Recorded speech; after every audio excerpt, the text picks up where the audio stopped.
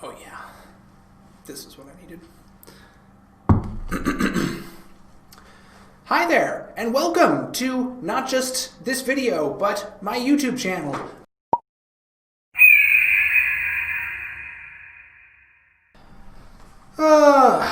Hey there folks, so I just finished recording everything and then uploading it, or not uploading it, I used my laptop to record, but I just finished recording everything, and the audio, it appears to have defaulted to the laptop's onboard mic, so the audio sounds like trash, just absolute trash. Look forward to better audio next episode, I guess. I'm really sorry about that. Hello, and welcome to Look at That Pterodactyl. I am your host, Neil, and today we're reviewing the pilot episode of Star Trek Lower Decks, Second Contact. I don't know what that gesture was. Before we get into the review, though, spoiler alert for the whole video. Overall, my first impressions were that I liked it. I find that with comedy shows, it can be very difficult to find your footing, even more with science fiction comedy shows, because you're trying to balance like a semi-consistent world with a comedic tone, and like those things both require a lot of effort and a lot of thought. So it could be difficult to achieve that balance. Like this was true of Futurama. I haven't seen a lot of the first season of Final Space, but I found that when I watched the first episode, it didn't really hit for me. But then watching the second season, I found it very funny. Rick and Morty less so, but Dan Harmon's very funny. He's a very funny guy. But the Orville as well, I found like it didn't find the balance of like this world building and this humor very quickly. It wasn't until like halfway through the first season where I was really starting to be like, okay, not only am I finding joke like the first half of the first season of the Orville, I found the humor didn't fit with the world, and so a joke would come along, and even if it was a good joke, it would still just like really take you out of the story. But they found a happy medium with that about halfway through the first season, and all of a sudden it would be like a joke would come along and it would fit in with what was going on, and all of a sudden everything was great. Like it was even funnier, and the world building was better. So I'm willing to, especially for the pilot episode, give the show a pass. There was some tonal issues, though, as well, resulting from that kind of thing. Like, I found the mess hall scene was a bit weird. Like, the premise of the joke makes a lot of sense. Like, even though there's a firefight happening, they're still having a date, you know? Like, they're still just having date talk, talking about where their quarters are, what their interests are, even though there's, like, a life and death situation going on. And that's, I guess, what I mean when it's, like, jokes bumping up against the reality of the world. Like, it makes the life and death situation feel, it's just kind of like, it doesn't seem like they felt like they were in danger, even though everyone else around them clearly felt like they were in danger and were in danger. So, I don't know. For me, that joke doesn't wholly work just because it's at odds with itself. But that's the inherent difficulty of making this kind of television show. So over the course of the first season, I'm excited to see if and then how they find that melding of world and humor. When they went on the EVA, I thought that was great. I just thought it was like a cool nod to fun action sequences in Star Trek shows. Like, EVA is a good one. It's an easy thing to do. It doesn't involve, like, time travel or something. We're just going to go on the outside of the spaceship we're already on to go to a different part of the same spaceship. Cool sequence, and you don't have to make it bigger than that. I also liked, just like from a production design note, when they were doing the EVA and their spacesuits, like, looked a lot like the spacesuits from like the late 90s Star Trek, the ones you would see in Voyager and Star Trek First Contact, but like a more streamlined version of that. I thought that was just a really nice production design feature.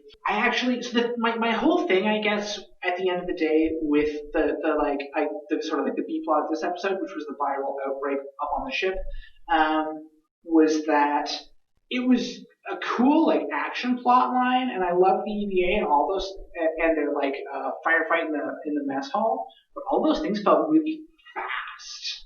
Like they went from 0 to 60 really quickly, and that's funny in and of itself. I can see how that was like a humorous thing to do, but it also gave me this impression that like in the vein of one of the old live action Star Trek shows, they probably could have made that a double length episode.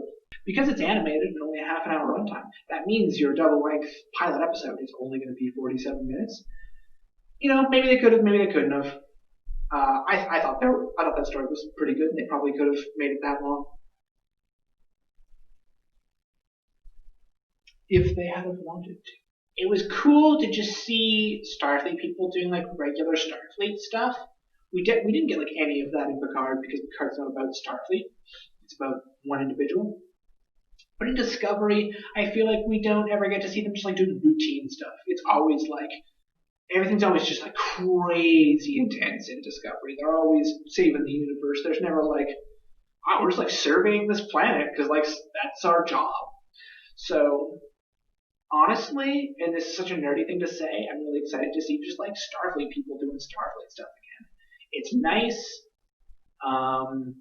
because I like it as a nerd, but I think it's also nice because it gives us more of that like downtime in between the action, so that when the action occurs, it stands out more. Because a criticism that often occurs of Star Trek Discovery and Star Trek Picard is that there's so much going on that no one idea can breathe very well. The people writing this show really like Star Trek, like Star Trek: The Next Generation, stuff like that. I mean, Mike Mahan, I believe, Mike Mahan or Mike Mahan. I don't know. I think it might be Mike Mahan. Mike Mahan has said that this show is basically a love letter to Star Trek: The Next Generation, and I see that. And I think that's one of the things that I really like about it. Now, I know the comedic tone might throw off some Star Trek fans. I mean, there's always going to be some people who don't like it. It's fandom. Go on. But there was lots of little details that made me feel like the people making this show are Star Trek fans or like Star Trek nerds. And I don't know if this is like necessarily true, but I hear from a lot of comedians that they like Star Trek more than I hear from like big time filmmakers. So I wonder if there's like a higher proportion of Star Trek fans in the comedy writing, the pool of comedy writers in LA and in the United States than there is in just like the general pool of like film and television writers. Who knows? I'm not going to do any research to back that claim up. I'm just going to make it and let it stand out there. Just fucking total hearsay. Yeah. So overall, I think that leaves me with like a point of I'm excited to watch this show. I think it's going to be cool. I think it's going to be fun. It's a half-hour comedy show. Like people who want it to be Star Trek: The Next Generation are going to be disappointed because that's. I feel like I've watched for like 5 years now. People just like turn on every new Star Trek thing that comes out and go, "This isn't Star Trek: The Next Generation." It's like, yeah, I don't know if you looked, but the title is not Star Trek: The Next Generation. The title is Star Trek Discovery or what have you. So we'll see. And there are plenty of reasons not to like these shows outside of it. I'm not saying everyone who dislikes the new Star Trek is a crank. No, there's plenty of valid reasons to dislike these shows. They're not like perfect. At the end of the episode, Mariner gets mad when the command crew walks away, like, haha, we saved the day, the virus is cured. She's like, yeah, whatever, Boimler just like saved your ass, but sure, take all the credit. And like, that's consistent with her character, so it's fine, but like, I don't think that's accurate because Boimler doesn't make any choices for like the entire time they're down on the planet, if I remember, other than when he's holding a phaser to Mariner and the two Gallardonians. But he just like from then, like the arachnid thing starts chasing them, and then he just basically follows what Mariner wants to do, and the only time he tries to do anything is to run away. And so I don't think it's fair to say that he saved the day because he didn't do anything. And that to me would be tantamount to saying that like his character was saving the ship in some manner. But like no, because his character arc resolves in the next scene where he goes to talk to Captain Freeman. Like That's where we see him make a choice. That's where we see his arc for the episode resolve. Earlier, he looked like he was really, really okay with the idea of selling out Mariner because he didn't like her that much and she was insubordinate. But through their adventure down on the planet, he sees that, oh no, there, is some validity to her methods, her argument. And so he then chooses, when he goes back into Captain Freeman's ready room, not to sell her out and be like, yeah, she broke blah, blah, blah rules. Here's what happened on the planet. You should probably get rid of her. He's like, no, I don't remember. And so that's him making the choice, and that's our example of his character change. And I just don't think there's a moment that you can really point to previous to that as being him making a choice, showing growth, and then, that moving the plot forward.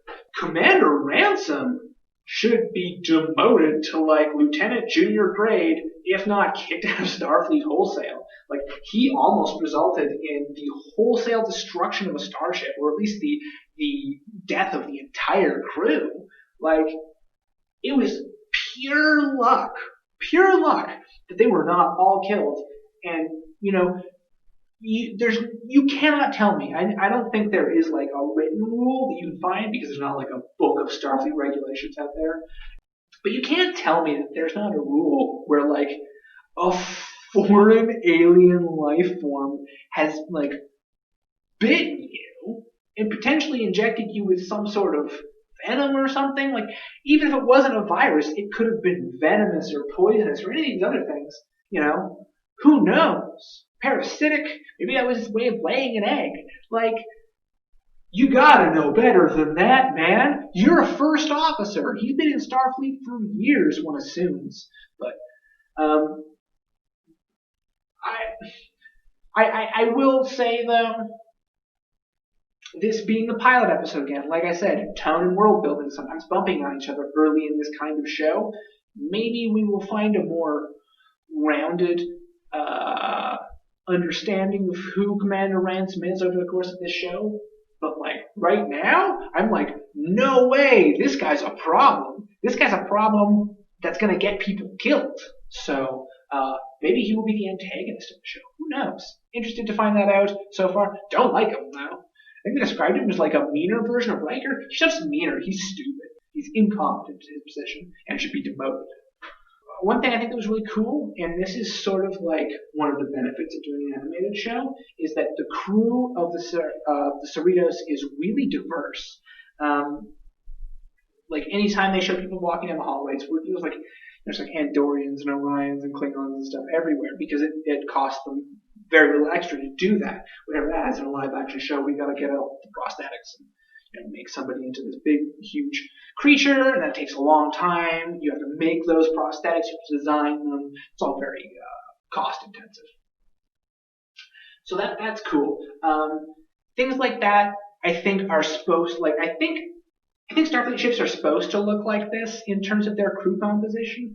Generally in the movies, and I'm not even just talking about the new movies, all the way back to Star Trek the Motion Picture, they clearly, when they had the money, made a point of just throwing as many extras in makeup as they could in the background to make Starfleet seem like a very diverse organization. Because, in the original Star Trek, how many non-human aliens are there on the Enterprise? Spock. There's one. It makes it seem like the Federation is this monolithic entity controlled by humans. And then, into the Next Generation in Deep Space Nine, we still had this issue where, most of the extras on a Starfleet ship would just be a person, a human person in a uniform. That's easy for costume to do, These shows are made on a budget. It takes time. I get it. In the movies, though, they would usually try and up that, get more extras running around in the background who are aliens. Because I don't think that in universe necessarily Starfleet is supposed to be as human-centric as it is portrayed. I think that's mainly a budgetary concern. There are times when it comes up in lore. So I think that there's still a majority of humans in, or not the majority, but maybe the largest group within Starfleet is still humans, since Starfleet was originally an organization of the United Earth prior to the founding of the Federation. But yeah, I think that's really cool. I love when they get to do things like that. Because yeah, I think Starfleet probably is actually a really diverse organization. I have to imagine that maybe the Vulcans don't get involved, and maybe every species doesn't get super involved, but like it can't just be humans. Like the Andorians seemed like they were pretty into doing space stuff in Star Trek Enterprise. So I have to imagine there's a lot of Andorians in Starfleet. But I'm just an Andorian stan, as you will see more and more throughout these videos. I love Andorians, so I will stand them any chance I get. Shran for life. It's supposed to be like antenna. Anyway, it was super cool to see all those aliens running in the background. Perhaps in the future, at the end of the season or something, I'll like look through and see what kind of fun aliens we found. But there's an alien in the nude Olympic training simulation on the holodeck that appears to be an Oompa Loompa. That, or I think there might be an original series alien that kind of looks like that. I'll have to check. Onto like the production design of the show. I'll start with my main complaint. The animation was like of varying quality. They're like the first shot of the whole show is this like pan down from the stars onto Douglas Station, which is like a standard Starfleet space station orbiting some planet. There's some spaceships around it, but it looks like a motion comic. Like it's just static images moving around a screen, and it just looks cheap as hell. Not the drawing itself. The image itself is like nice. I like the animation style and the way it looks, but like, and it did kind of weird me out for my first watch. On the second watch, having now seen the whole episode, knowing that that's like not the quality of animation for the entire episode, changed my opinion of it. But it was definitely like a weird first impression. So whoever at CBS was like, oh yeah, the first image people should see should look like it cost us $5 is not good at their job. Just gonna throw that out there. Throughout the episode, we then got to see like really good animation. Like the animation for the opening titles looked good. Most of the shots of the Cerritos flying around looked good. The shuttles, stuff like that, all looked really cool. But then, every now and then we'd get bits where like animation of like people in the background or in the foreground, like extra characters, would look like really just kind of, the emotion would be the motion. Sorry, not the emotion. The motion would be off. So, I'm going to be honest, I really hope that doesn't persist, because if the whole season has weird bits where they obviously were just like, we can't spend any money on this, that's not a good sign. It tells me that they don't really believe in their own project, or they don't think this is worthwhile, and it will probably be off-putting for people. Like I know if I turn on a TV show, the first thing I think is like, what the fuck? Did you spend any money on this at all? There better be something else to hold my attention. Otherwise, I'm just gonna be like, this is bad. This looks bad, and I don't like looking at it. So fingers crossed. I hope that'll get better, because I can forgive it for one episode. It's like the pilot episode. You kind of usually have to be you kind of have to be forgiving of for a lot of shows, because it's just hard to start a TV show. Like some shows have a really good pilot, some don't. TNG, Star Trek: The Next Generation, does not have a good pilot episode. It is a bad episode. That show is really good. But that major gripe aside, I really liked the production design. I like the design of the ship. I think it looks consistent with like a small Starfleet ship produced in the late 24th century. Yeah, and the cells are funky. Like it's a ship that existed post DS9. You don't know what those ships looked like. None of us do. It didn't look like you expected. But I don't know. I think it's a cool looking ship. I don't mind that it's got like the weird pod down at the bottom. It's like, how would you get to that? Like, yeah, gee whiz. How do you get around an Oberth class from Star Trek 3? How do you get around a Springfield class? How do you get around a Miranda class even? Starfleet likes to build weirdly shaped ships with lots of like booms and like pylons and stuff. The Bajorans seem to get it. They're like, no, it's a triangle, structurally sound. But I thought there was some like cool stuff outside that. Like I liked the interior designs. of all like the hallways and everything. Like very, very Star Trek The Next Generation era. They didn't worry about like updating it too much. It looks like it's a little bit in the future and things have changed a little bit, but not a crazy large amount. Which actually, side note, I loved the broken replicator joke, where it's just making hot bananas and shooting them out. And there was some fun little Easter eggs, I guess, in there. I liked they had the buggy from Star Trek Nemesis. I know everyone complains about the buggy, but hey, you know what? If in Deep Space Nine they can justify having to try and make a gun that fires bullets just in case they couldn't use phasers, I think it's reasonable that Starfleet might have some contingencies for like a wheeled vehicle for planetary surface missions because the transporters are not working for whatever reason, and aerial moving in via shuttle is also impractical. Like, would every ship need one? Maybe not, but it can exist.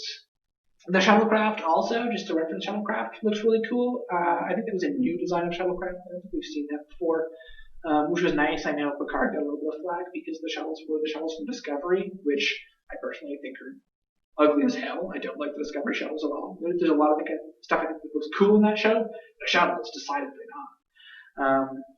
I like these shuttles. They kind of look like the shuttles from the JJ movies, actually, but I don't think they are specifically. They might be like a reskin of that model or something. Hard to know. I also loved the farm equipment that Mariner is bringing down to the Gallardonians. It's so funny to me that when she holds it up, they have like little indicators and like blinking lights on them or whatever, some sort of electronic component. Because Star Trek props are notorious for having like little blinking LEDs and stuff all over them for no discernible reason other than to make it look futuristic. To the point that you'd be like, what have you? How is this shovel better than a shovel that we have today? What electronic system could you possibly have added to this shuttle that will enhance its efficiency in any way? I'm sure if you sat down and really wanted to nerd out about it, you could figure out a reason why that thing might exist. But I thought that was just like a fine little touch. I like the uniforms. I like the new uniforms. I don't think they're quite consistent with the uniforms in Picard, and I'm okay with that because I did love the uniforms in Picard. They weren't terrible. I don't know. We've had better uniforms. These ones are nice. They're a little bit simpler.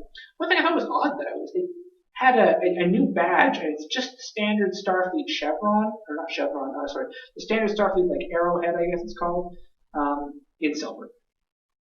And that's odd to me because in Star Trek Picard, I believe, when he quit Starfleet, which was, I think, after the events of Lower Decks, they were still using the, like, comm badge they had from Deep Space Nine, Voyager, and the Next Generation films.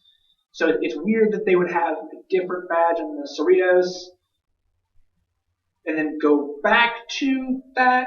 I mean, I get that it's like easier to draw, easier to see, and it's not like a big detail. I just thought that was an odd choice.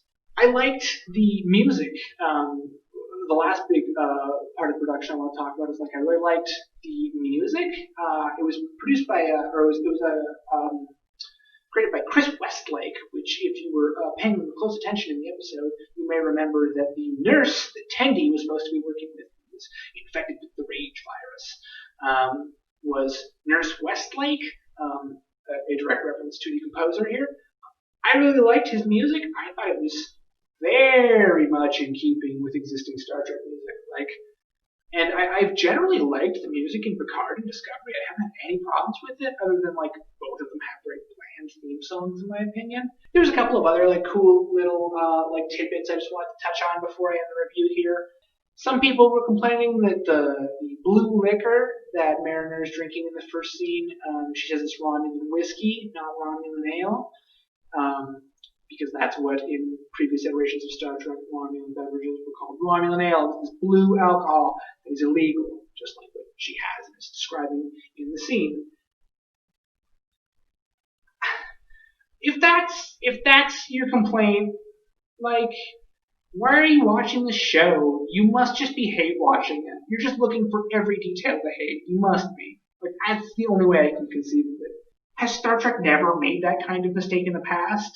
Accidentally saying something a little bit different than it normally does?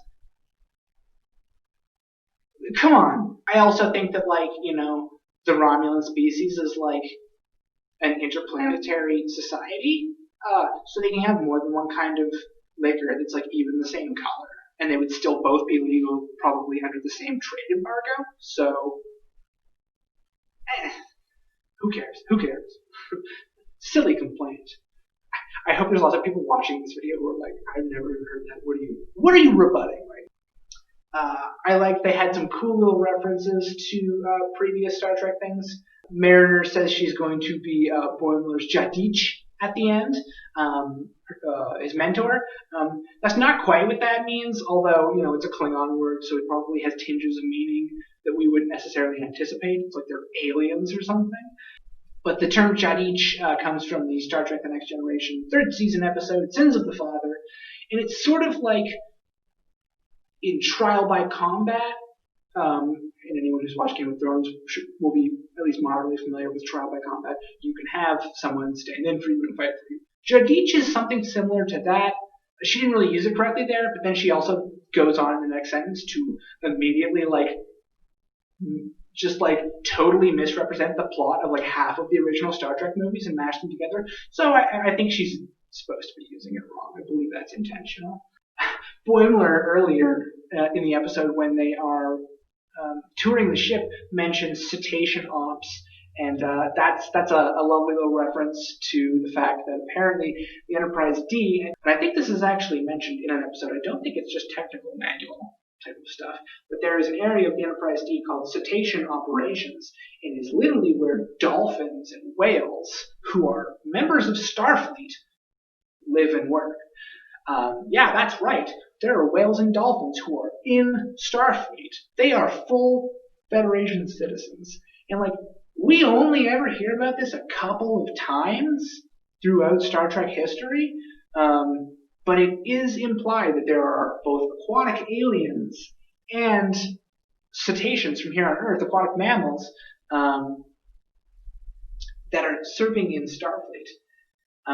Which I think is super goddamn cool. And, maybe we'll take a trip there over the course of Lower Decks. Maybe we won't. I would love it if we did, but, it's just like a fun little background reference that's existed in Star Trek for a while. So it's things like that that make me think that the people who are writing the show are, actual Star Trek nerds, because they keep hitting on, weird little deep cut things like that. Overall, what I would say, I guess my conclusion is that, I like it. I'm excited to see where it goes. I think it's got potential. And it brought back some of the things I really like about Star Trek. And it didn't give me some of the same misgivings that early episodes of Discovery and Picard gave me, which it might sound like I really hate those shows in this review, and that's not the case, but I'm going to save talking about them in depth for another video. Yeah, so I would say I give it a 7 out of 10. It does kind of feel like CBS has seen Final Space in the Orville, and they're like, yeah, we've got IP that can make that kind of thing. But luckily, it seems to me that they have found a pretty good group of writers, hopefully, to put this show together. Who knows, though? Maybe I will have completely changed my mind by the end of the season, and it will be my favorite Star Trek ever, or I'll hate it. Who knows? And there you go. That's going to do it for my review of Second Contact, the pilot episode of Star Trek Lower Decks. Link to my Patreon here. If you want to support this channel, that'd be greatly appreciated. I can use that money to buy things like a nicer camera, and better lights, and better microphone. This microphone's okay. Otherwise, thanks for stopping by, and I will see you next week for the second episode of Star Trek Lower Decks here on Look at That Pterodactyl. Hey there, folks. Thanks for stopping by and watching the video today. If you liked it, you know what to do. This isn't your first time on YouTube, but if you're like, hey, I wish there was some credits on the screen right now, and I wish my name was in those credits, well, if you head over to Patreon, you can definitely make that a reality.